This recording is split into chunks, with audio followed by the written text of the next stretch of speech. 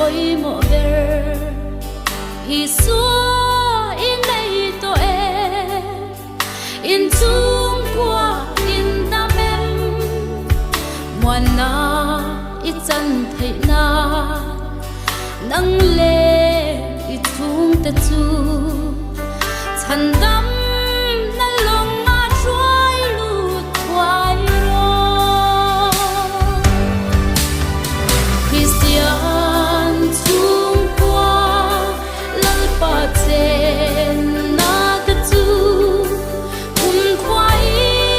nang kin lo an twai ve ngai lo lung pui a in sai ang kim ve ngai lo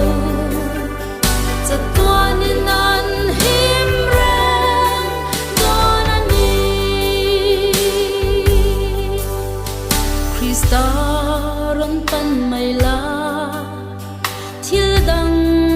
angai to lo him na i zon ta chu an ral le kwai anga bu seng hun na liam ta chan dam kan la ni lo ti a tha phan ni a ten pa ya Christian chung qua lal pa chen na te chu khoai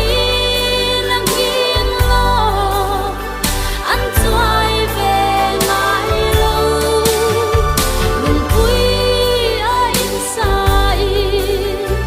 ang kim ve ngai lo cha tuan in an him ren don ani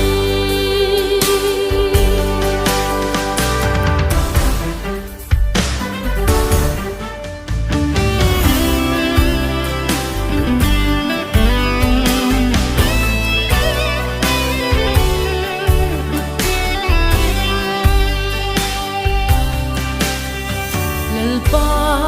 nang tel lo chua chung qua kan him thei lo him na